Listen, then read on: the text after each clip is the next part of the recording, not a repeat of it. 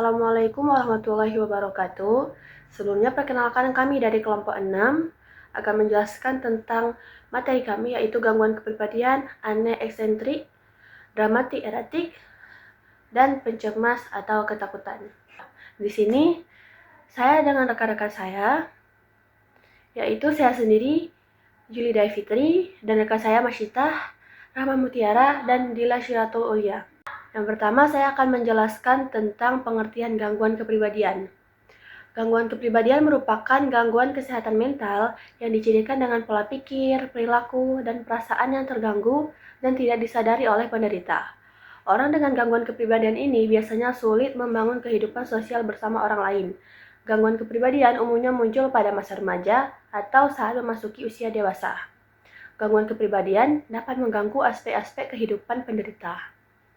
Penyebabnya itu bisa terjadi karena lingkungan, yaitu pola asuh, pengalaman hidup, dan relasi keluarga, genetik atau temperamen, dan kombinasi keduanya, di mana faktor genetik memberi kerentanan dan pengalaman hidup menjadi pemicu.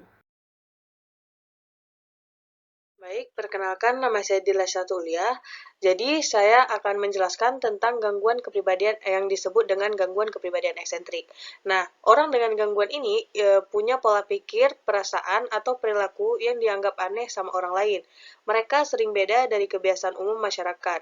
Nah, biasanya orang kayak gini tuh sulit buat percaya sama orang lain, menarik diri dari pergaulan, atau punya keyakinan dan kebiasaan yang menurut orang lain tuh gak biasa.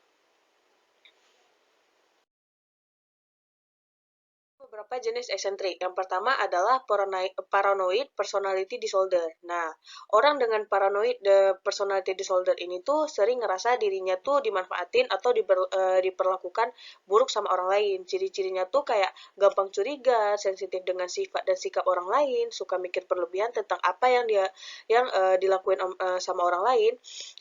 Dan biasanya tuh suka nyimpan dendam. Jadi mereka tuh kayak susah banget percaya sama orang lain. Ada yang namanya schizoid personality disorder. Nah, orang dengan tipe ini tuh senang hidup sendiri, nggak terlalu peduli dengan lingkungan sekitar, dan susah banget buat nunjukin emosinya. Ciri-cirinya tuh kayak suka aktivitas sendirian, terus juga kurang minat bersosialisasi, cuek sama pujian atau kritikan dari orang lain, dan jarang bisa mengungkapkan perasaannya. Jadi, mereka tuh kayak kelihatannya dingin gitu. Ada schizotypal personality disorder. Nah, ini tuh gangguan kepribadian di mana orangnya tuh punya pola pikir dan perilaku yang aneh. Ciri-cirinya tuh kayak percaya sama tahayul, terus juga idea of reference, atau tuh kayak ngerasa ada kejadian yang nyambung sama diri dia, kayak gitu. Dan nggak nyaman kalau dekat sama orang lain. Jadi mereka tuh unik, tapi susah buat bersosialisasi. Baiklah, selanjutnya saya akan menjelaskan tentang dramatik dan eratik. Dramatik yaitu sesuatu yang menggambarkan suatu ekspresi, tingkah laku, atau penyajian yang penuh emosi, berlebihan, dan ingin menarik perhatian banyak orang. Sedangkan eratik adalah perilaku yang tidak konsisten, kadang ekstrim, dan menunjukkan adanya gangguan mental seperti gangguan mood dan gangguan kepribadian. Jadi kesimpulannya itu dramatik adalah orang yang suka lebay dalam mengekspresikan diri, gampang pengen diperhatiin oleh orang lain, dan sering nunjuki emosi biar dilihat oleh orang lain. Sementara eratik yaitu moodnya itu susah ditebak, emosinya naik turun, dan kadang tindakannya itu impulsif. Jadi dramatik itu lebih singkatnya adalah orang yang cari perhatian lewat drama, sedangkan eratik itu lebih ke labil atau nggak konsisten dalam sikap maupun perasaannya. Selanjutnya ada beberapa gejala dari dramatik dan eratik. Yang pertama itu histrionic personality disorder, yang dimana orang ingin tampil lebih dari jati dirinya sendiri, provokatif, dan tidak memperdulikan keputusan orang lain. Ciri-cirinya itu bertindak dramatis dan ekspresinya yang berlebihan terhadap orang lain, mudah tertipu dan terhasut oleh orang lain, dan bicaranya tidak tepat. Jadi, histrionic personality ini biasanya orangnya itu ingin selalu menjadi pusat perhatian, gayanya lebay, dramatis, atau gampang nangis atau ketawa, dan selalu pengen dinotis oleh orang. Kalau tidak diperhatiin, biasanya dia akan menganggap dirinya nggak berharga. Kemudian yang kedua ada narcissistic personality disorder, yaitu mencintai diri sendiri secara berlebihan. Dia ini biasanya orangnya ingin meminta perhatian atau pujian lebih, bahwa mereka itu istimewa. Ciri-cirinya itu mereka selalu haus pujian, merasa sempurna, dan sangat sensitif terhadap kritikan. Jadi, singkatnya, orang yang memiliki narcissistic personality ini, dia suka dipuji, tapi susah banget buat ngertiin perasaan orang lain. Dia kadang percaya diri, tapi sebenarnya di dalam hatinya dia itu gampang sakit kalau dikritik. Dan yang terakhir itu ada borderline personality disorder, yaitu kepribadian yang ditandai dengan ketidakstabilannya hubungan sosial, perasaan, dan pikiran. Ciri-cirinya itu perubahan emosi yang drastis, perasaan yang mudah tersinggung dan terabaikan. Tipe borderline personality ini adalah tipe emosinya sangat labil. Di suatu waktu itu dia bisa suka terhadap orang lain, dan selanjutnya dia benci terhadap orang lain. Habis itu dia sering takut ditinggal, impulsif, dan hubungannya sama orang lain itu kadang naik turun. Jadi gampangnya histrionik ini dia orang yang selalu pengen disorot oleh orang lain. Narsistik ini adalah orang yang ngerasa paling hebat, dirinya sendiri hebat, tapi susah berempati kepada orang lain. Dan borderline ini orang yang memiliki emosi labil, gampang berubah-ubah, dan takut ditinggal oleh orang lain. Kemudian selanjutnya akan dijelaskan oleh kawan saya. Assalamualaikum warahmatullahi wabarakatuh. Perkenalkan, saya Masyita. Jadi saya di sini akan menjelaskan bagian pencemas atau ketakutan. Nah, di sini kalau pencemas ini dia tuh lebih ke rasa gelisah atau khawatir tanpa sebab yang jelas. Nah, biasanya tuh dia muncul karena bayangan kita sendiri atau pikiran tentang hal yang buruk, padahal itu tuh belum pasti terjadi di masa depan kita gitu. Bisa kita bilang ini kayak lebih ke arah khayalan ancaman. Yang kedua ada ketakutan. Nah, kalau ketakutan ini tuh beda lagi. Kalau ketakutan ini tuh rasa takut muncul karena ada ancaman yang nyata, jelas. Misalnya nih, kita lihat anjing mendekat sama kita. Nah, itu kan kita takut, jelas tuh memang di depan mata kita kan. Atau kita melihat api besar gitu. Nah, jadi ketakutan ini tuh reaksi langsung terhadap sesuatu yang jelas, yang memang betul-betul berbahaya. Kalau singkatnya tuh cemas ini ancaman yang tidak jelas, lebih ke pikiran. Kalau misalnya ketakutan ini ancamannya tuh nyata, terus jelas ada di depan kita. Selanjutnya ada gejala. Nah, di sini jadi ada gejala gangguan kepribadian pencemas atau ketakutan. Yang pertama ada avoidant personality disorder. Nah, kalau orang ini tuh dia biasanya tuh merasa takut karena mereka berada di lingkungan sosial.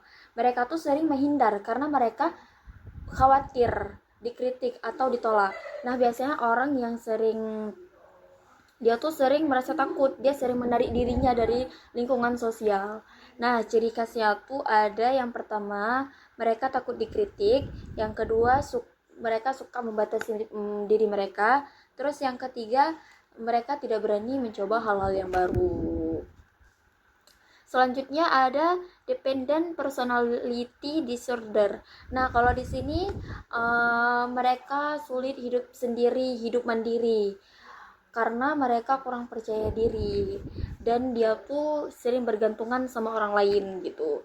Ciri khasnya mereka kurang percaya diri untuk melakukan sesuatu sendiri. Misalnya nih dia mau ke mana gitu, aku bisa nggak ya sendiri gitu.